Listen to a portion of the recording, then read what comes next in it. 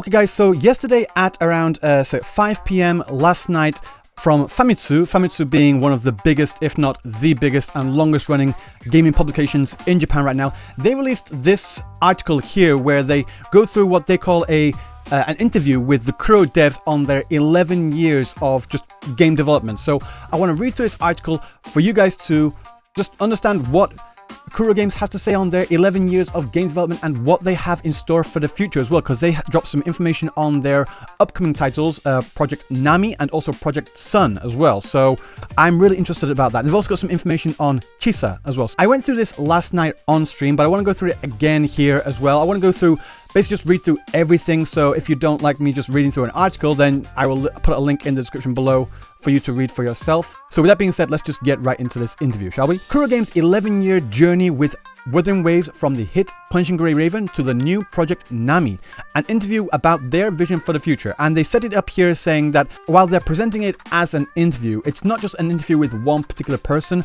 They went to the Kuro Fest thing just earlier this year, and they spoke to several different developers, and they're just amalgamating all the different replies they got from all those people there into this one interview style article. That's what all this is saying here. So on the topic of Punishing Gray Raven here, first tell us about Punishing Gray Raven, here I refer to as PGR, the title that brought great growth to the studio. Why did you decide to launch it as a 3D action game in the first place? When we first started working on Pigtails on the Battlefield, and when they say Pigtails on the Battlefield, they're talking about Kuro Games' first game here, Twin Tails Battleground, this one here. I've not played it, I don't know about that. In the early 2010s, we didn't have enough experience in long-term management or maintaining an ecosystem. Therefore, we focused all our efforts on completing the game. As a result, the 3D content and gameplay experience we specialize in didn't fully suit that particular game, which was built on the Cocos engine. However, this experience, technology, and accumulated know-how in personnel and management led to our decision to take on the challenge of moving from 2D to 3D, namely launching Punishing Gray Raven. However, initially we didn't intend for PGR to become an action game. You didn't intend to make it an action game? What was your initial plan? Our goal at the time was to create a 3D immersive game that would utilize innovative combo elements to direct character movements. However, during the testing phase, we realized that motion effects that the player could not control themselves would not provide a sufficient sense of immersion. So, based on user feedback, we added controls such as normal attacks and dodges and evasions. After repeated testing, Punishing Gray Raven gradually became closer to an action game, and one day we officially decided to let's just make this into an action game. What was the reason that Punishing Gray Raven remains so vibrant even 6 years after its release? And what is its core competitive element? Kuro Games' next goal for 2025 is to create titles that can be operated for more than 10 years. We hope that Punishing Gray Raven will be one of those. To achieve this, we need unique competitive strengths. First, the subject matter is a post-apocalyptic science fiction. This will allow the game to have a long-term range of expression, allowing us to design characters and monsters and provide a narrative experience that intertwines despair and hope. Second, the game's core gameplay experience. We aim to maintain a unique combination of puzzle elements and combat over the long term while also introducing new approaches to the controls. Finally, we are building an ecosystem for our IP, which is intellectual property. How we connect the content we've accumulated over the past 6 years to users' emotions is crucial. Looking back, PGR is still far from perfect in this regard. We currently have many projects underway and we hope to provide an even more refined gaming experience in the future. Wuthering Waves, evolution of action and importance on feedback. After the success of Punishing Gray Raven, please tell us about the developments leading up to Wuthering Waves, which was released in 2024. The success of Punishing Gray Raven overturned the industry stereotype that small teams have their limits. It made it into the top 3 of iOS game sales rankings and continued to operate steadily for over 6 years. At the same time, this challenge proved Kuro Games' corporate culture of challenge equals greatness and led to the launch of our next large-scale open-world action RPG, Wuthering Waves. Wuthering Waves is your largest production ever, so did you encounter any difficulties during development? Kuro Games rapidly expanded its team during development of Wuthering Waves. The team already had over 500 staff members during development, but the project was so large that it was still not enough. There were difficult decisions to make, such as whether to allocate resources to improvements before 2.0 or to focus on future major updates. However, in the end, we chose to deliver something that exceeds user expectations, and as a result, Wuthering Waves has been able to establish itself in the position that it's in today. The characters in Wuthering Waves seem to be top class in their crafting, like how you make them, even when compared to the same genre. Can you tell us more about your thoughts on the action and design? Let's take Karthithia as an example, when we saw the design for Karthithia's two forms, both Karthithia and Fleur-de-Lys herself. With Fleur-de-Lys, we wanted to create an experience where you could constantly switch between forms and control both freely.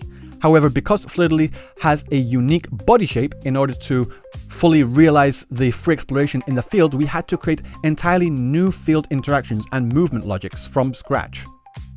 This was a huge burden in terms of manpower, and we were also limited in time, but thanks to the efforts of the team who worked all night, we were able to finally create the form that you all see today. I like how the special move, this is referring to the ult animations, I like how the special move motions are more flashy than ever before. In designing her second great move, her second ult animation, the blow that cuts the sea, that's not the official translation of that name from what I understand, we've incorporated a destructive blow that combines the three swords into a special move to express Fleur-de-Lys' power. To create a powerful impact, we incorporated a scene that splits the sea in a single flash, in conjunction with her ability to control water. For the scene of the great move, for the ult animation itself, we made full use of fluid simulation and put a lot of effort into the visual expression. However, to express Fleur-de-Lys' strength, the swing down of the three swords after combining them had to be a light one, yet still convey overwhelming power. For this reason, we deliberately incorporated an expression like the stream of consciousness. That translation sounded really weird to me in English, so I checked the official Japanese and it's saying ishikiju. So it does translate to something along the lines of stream of consciousness, or the flow of consciousness, and devised a way to allow the viewer to experience the weight that this lightness creates. What about the visual design? While visual motifs like fish fins and spines convey an essence of Wuthering Waves, we incorporated irises. Iris is the word for that shape. This shape here, this design here, is also often referred to as an iris. So what talking about irises here, they're not talking about eyes irises, they're talking about this shape here, this particular symbol here. Let's just read that again, sorry. While visual motifs like fish fins and spines convey the essence of Wuthering Waves, we incorporated irises as an anchor for the character's individuality. The crown on her head expresses her saintly nature, and her blonde hair and pointed ears add elven elements. The challenge was creating a connection between these two forms. While the characters appear the same, their ages and personalities must also be portrayed as changing. To achieve this, we intentionally created differences while maintaining consistency in the color scheme and the silhouette of the costumes. For example, the crown of thorns is common to both forms, but Karthithia's is slender and simple, while Fleur-de-Lys' is large and exaggerated and darker in color. Karthithia's hairstyle is also neatly shaped, while Fleur-de-Lys has long, flowing bangs that hide her eyes, creating a sharper impression. And they give an example here of Karthithia and the more darker, eyes hidden version of Fleur-de-Lys. Could you tell us about Augusta and Yuno, who appear in the latest version released on August 28th? This is the first time we've revealed detailed game settings for both Augusta and Yuno, so I'd like to talk about them. Augusta and Yuno embody the idea that both are beings where the sun and the moon shine together, so I always thought of them being side by side. If either of them were inferior, the concept just wouldn't work. They are both rebels against fate, but their methods are different. The production emphasizes the elements of the sun and the moon and expresses the image of the sun and moon alternating in the sky. Augusta is a heroic queen who wields her sword for the gods. She believes in the potential of humans, with a well-trained body and will, and embodies that. Her appearance is a sun of hope, inspiring everyone to believe that they too could become like her. In combat, Augusta symbolizes the sun, representing power and royal authority. She fights with a great sword forged through her resonance ability, and also with an accompanying Griffex. She further strengthens the symbolism of the Seven Hills of Septimont. When she is released, each swing of the sword casing represents the people's trust in their queen, and her attacks become even more valiant.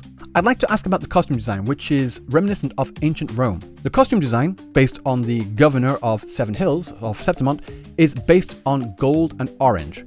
It is based on the crown symbolizing the sun, large wavy orange hair and ancient Roman-style armor, but also incorporates futuristic elements.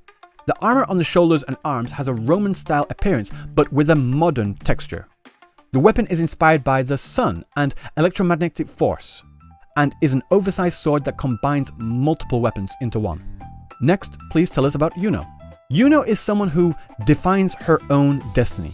She thoroughly embraces the gifts that she has been given, and rather than aiming at targets determined by others, she sets her own targets and hits them 100%. In combat, Yuno symbolizes the moon, endowed with grace and divinity. Her giant moon ring reflects the moonlight like a mirror, and her appearance dancing with its reflection is fantastical. The moon ring transforms into a bow, and she dances lightly through the air, striking an opening in the enemy's path. The costume design is based on the moon, and with the ends of her hair curled into a crescent shape with white moonlight highlights and stars stippling inside. The blue and white color scheme represents the moon floating in the night sky. The costume design is easy to move in keeping with her agile character. Chisaki, this is the mistranslation here of Chisa.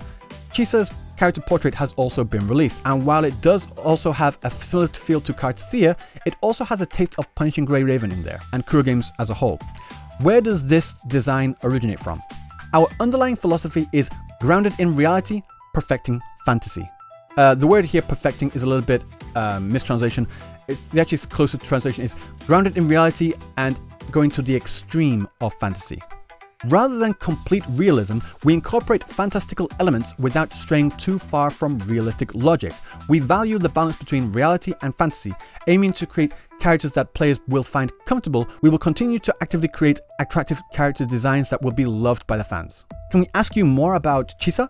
Chisa is a classic character with an extraordinary core. Her typical high school design attire, such as her sailor uniform, her knee-high socks, school shoes, and straight black hair cut into a hime cut, give her a fundamental charm. Meanwhile, elements such as her red eyes, the dangerous-looking electronic collar, which is referring to this one here, I didn't know it was electronic, but apparently it's electronic, bandages and giant scissors symbolize the extraordinary and highlight the hidden story and mystery behind her. Her background will be further revealed in the sequel, in the upcoming updates, so please look forward to those. Wuthering Waves has been well received for its user-friendly management policy, but could you tell us more about how quickly you respond to feedback? In fact, we began preparations for version 2.0 even before the official launch of Wuthering Waves. However, subsequent testing and feedback from players after release required significant revisions. As a result, it took a long time, roughly a year and a half from early preparation to release. On the flip side, rapid updates are also a testament to the team's growth. While we faced many challenges in the early stages of service, through repeated trial and error, we were able to create a more robust feedback system and improve our internal production pipeline. And most importantly, I believe we have gained a deeper understanding of how to deliver engaging content that exceeds player expectations. As a title, we plan to operate over the long term. Simply achieving stability is not enough. Our unwavering goal is to consistently deliver experiences that exceed player expectations. While you produce content at a rapid development speed, you also emphasize your commitment to delivering high-quality experience, even if it's just for 3 minutes. Aren't these two things contradictory? First of all, we strongly sympathize with this way of thinking. Even if you log in for just 3 minutes per day, we believe it's perfectly natural and correct to make sure that those 3 minutes offer a high quality experience. Furthermore, the game market is always subject to fierce competition over the long term. Rather than thinking about how to tie players to a game in the short term, focusing on how to provide a valuable experience even in short playtime will ultimately result in a title that will be loved for a long time. This is what we believe. To develop Wuthering Waves into a healthy title that will continue for 5, 10, or even 20 years, the most important thing is how much we can enrich the daily experiences that players accumulate. Taking on a challenge doesn't always result in positive reactions. Sometimes it's accompanied by negative feedback. How does the team overcome pressure and maintain its strength in such circumstances? Of course, there is pressure. However, our team shares a common understanding that success is difficult and right. In fact, if no new challenges appear for a long time, I think we might feel a little bit anxious. Challenges don't just bring difficulties. They also offer opportunities for growth. One is growth through user feedback. We learn what we're good at and what we need to improve on. The other is the skill development we gain in the process of resolving challenges.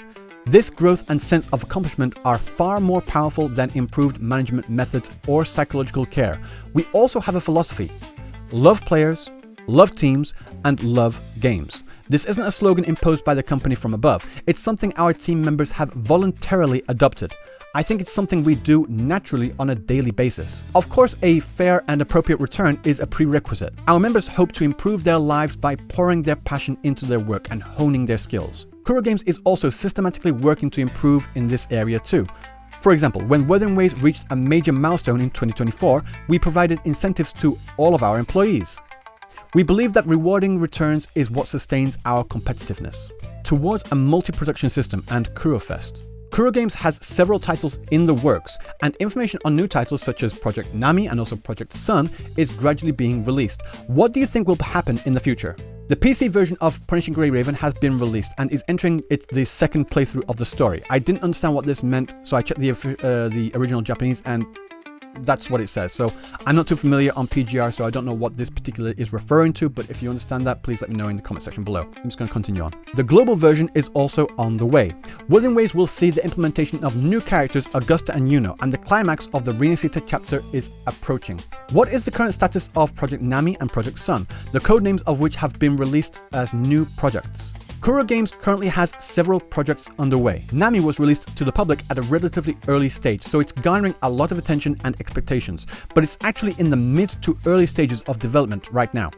It's not yet at a level where we can unveil anything to the users, and there's nothing we can say about Project Sun at this stage. The next new title aims to break out of Kuro Games' current comfort zone and provide an unprecedented experience and a new direction in the action genre. It's planned to be a high-quality game that will set it apart from the previous Kuro Games titles and make the users cheer. Could you give us an overview of what kind of game Project NAMI will end up being? Recently, the first recruitment images were released in China. These have already been released, so I think this will give you a sense of the atmosphere of the title from the background alone. I don't speak Chinese, so I don't really know, but they do have a translation down here. NAMI is an action multiplayer online RPG. Developed with Unreal Engine 5, it will be available worldwide and on all platforms. I'm not sure if they mean actually all platforms. Last time they said that they just meant like mobile and PC. So I don't know if they mean they're also going to release on PlayStation. I know for a fact they will not release it on Xbox because Xbox is just dying. I'm sorry, but that's true. The story begins and a flame is born. She was born in an age of fantasy, an age of machines and magic. I checked the translation for this to see if this was like another mistranslation of he and she, as it was with the descriptions of Augusta and Yuno. Yeah, they explicitly say kanojowa, so like she. Exposed gears, rune armor, and gigantic energy-powered weapons. Divided mountains and rivers, sinking earth, and shadows that even magic cannot escape. As the flame flickers and is about to die out, the light of the flame is bestowed upon chosen heroes. This is an age in which heroes emerge one after another. They are diverse in personality and physique, with unique three-dimensional combat and maneuvering methods. They are drawn to each other, gradually come closer, and face one powerful enemy after another. Amid this, KuroFest was held on August 9th, 2025. Why did you decide to hold such a large-scale event? At last year's Punishing Grey Raven Tea Party, the fan event, I felt strongly that we needed to provide a higher quality offline experience. I declared then and there that next year we'll provide the best experience possible. So you kept your promise. Why do you place so much importance on offline events? This is because offline is an extension of the gaming experience. It is precisely because the online and offline worlds intersect that we can deliver a rich experience to our users. I believe this is experience design that goes beyond the framework of an official event. Go beyond. Be better. Kuro talks about the future. Please tell us your thoughts on Kuro Games' future prospects and vision. On the stage of KuroFest, producer Solon Lee proclaimed, "Go beyond and do better." This is not just a slogan, it's a philosophy that encapsulates Kuro Games' 11-year history. Kuro Games aims to remain a growth-oriented company and continues to present new value beyond challenges. Solon repeatedly used the word fascinating. Okay, so the word here is miwakuteki. Yeah, that roughly translates as being like fascinating, so I guess that's an accurate translation. I just wanted to check on that one. So Solon repeatedly used the word fascinating. This does not simply mean expanding in scale, but rather creating original, captivating titles that can change the industry. Of course, there are many challenges ahead. How do we spread our titles to multiple cultural demographics? How do we cultivate excellent human resources? How do we prevent the big company disease that comes with rapid growth? But Kuro Games is unafraid. We will continue to move forward with the belief that challenge equals greatness. And that's the end of the interview here. There were some interesting things that were revealed. I haven't really heard much about Project NAMI or Project Sun. This is something I'm kind of interested in to see what this ends up being. It sounds like, yeah, it says here, action multiplayer online RPG. So it seems like they're going to be making an MMO, for lack of a better term. And that's something I've noticed a lot. It's a bit of a side note. I've noticed a lot of these gacha games are moving away from the gacha game system, and more people are... It feels like there's a gacha game burnout. I mentioned this in a previous video. I do feel it's like a kind of a gacha game burnout that's happening, and more and more players are wanting to move back to an MMO style of gameplays. And this is something that happens, like trends come and go. People get bored of things. They want to go from that thing to this thing, and they'll go back and forth. So it seems like they're wanting to get a title out there that would capitalize on this new growing trend, or like this new growing sentiment among players of wanting to have more of an MMO type experience. So this is something I want to check out. I don't know if it's going to have gacha in there. Again, we've had bad experiences of having MMOs that have gacha elements in there, so maybe they'll just make it a full-on MMO with the typical monetization of cosmetics, as many other long-standing MMO titles have had, like, say, World of Warcraft, for example, RuneScape, etc. So maybe it'll just go along that lines. We'll have to see in the future. Yeah, this was pretty interesting. Again, I will leave a link in the description below. Not much in terms of commentary from me in this video here. It was a long interview. I don't really want to make this an hour-long thing, but all in all, though, a pretty interesting interview. I would have liked more information about Project NAMI, Project Sun, also Chisa as well. I'm really looking forward to Chisa. The reaction from JP is still incredibly massive. They are really excited for Chisa in the future, so I want to know what's going on with the new Federation. The new Federation has been something on my mind since even before Renacita, so I think I'm really gonna enjoy the new Federation a lot more than Renacita. I have been enjoying Renacita, just so we're all clear on that. I'm not saying I haven't. It's been pretty interesting, pretty fun. But I think I'm going to enjoy the new Federation a lot more, so I'm looking forward to that. But yeah, what about you? Was there anything in here that you thought was particularly interesting? And what are you also looking forward to in the future of Wuthering Waves 2? Let me know down in the comment section below. So until next time, I will see you in the next video. Peace.